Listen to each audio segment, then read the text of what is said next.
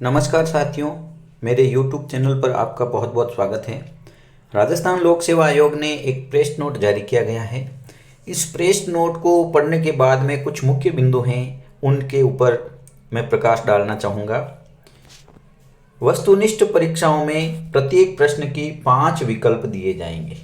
पूर्व में ये होता था कि प्रत्येक प्रश्न के 4 विकल्प होते थे, उनमें से जो सही है वो हमें भरना था और जिस किसी प्रश्न में हम उत्तर नहीं देना चाहते थे हम उस प्रश्न को छोड़ देते थे, यानी उसके किसी भी विकल्प में हम बॉल पॉइंट से उसके गोले को नहीं भरते थे। लेकिन अब ऐसा नहीं होगा। अब इसने एक नया विकल्प दिया है और उस विकल्प को हमें भरना होगा। प्रत्येक प्रश्न के लिए एक विकल्प भरना अनिवार्य होगा। यदि अभ्यर्थी प्रश्न का उत्तर नहीं देना चाहता है तो 5वें विकल्प क्वेश्चन नॉट अटेम्प्ट अर्थात अनुत्तरित प्रश्न का चयन कर भरना होगा।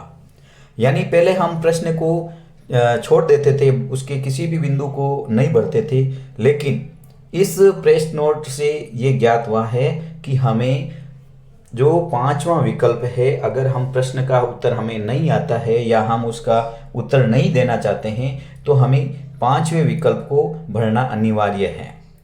किसी भी विकल्प का चयन करने पर ऐसे प्रश्न अंक का 1/3 भाग काटा जाएगा। अगर हमने किसी भी विकल्प का चयन नहीं किया है और प्रश्न को ऐसे ही हमने छोड़ दिया है तो उसका माइनस मार्किंग होगा, 1/3 भाग है वो काटा जाएगा। अभ्यर्थी द्वारा 10% से अधिक प्रश्नों को किसी भी विकल्प का चयन नहीं किया है तो उसे उस परीक्षा हेतु अयोग्य माना जाएगा।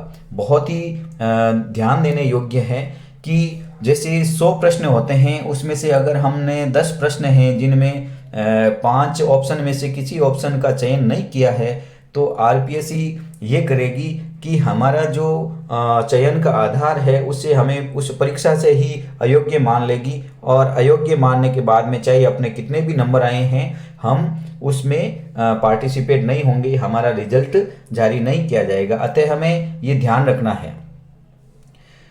समस्त प्रश्नों में किसी एक विकल्प का चयन कर उसे भर दिया है। ये सुनिश्चित करने के लिए प्रत्येक अभ्यर्थी को 5 मिनट का जो समय है वो अतिरिक्त देय होगा। यानी 2 घंटे का पेपर है तो आपको 2 घंटे और 5 मिनट का समय दिया जाएगा। पीछे के जो 5 मिनट हैं उस 5 मिनट में हमें देखना है कि कहीं किसी प्रश्न का जो आंसर है, गोला है, वो खाली तो नहीं रह गया है। उसके बाद में जब हम वीक्षक को अपनी सीट सौंपेंगे तो वीक्षक है वो कार्बन कॉपी हमें वापस दे देंगे और मूल प्रति है उनके पास रहेगी। और ये ध्यान रखने योग्य एक विशेष बात यही है कि इस कार्बन कॉपी को सुरक्षित रखना होगा और आयोग द्वारा मांगे जाने पर इसे प्रस्तुत करना होगा। यानी कि जब तक हमारा रिजल्ट नहीं आता है, यानी रिजल्ट आने के बाद में भी अगर हमारा जो डॉक्यूमेंट वेरिफिकेशन होता है तो उसमें भी हमें, अगर आयोग हमसे कार्बन की प्रति मांगता है तो हमें वो कार्बन की जो प्रति है वो आयोग को सुपुर्द करनी होगी। धन्यवाद। जय हिंद, जय भारत।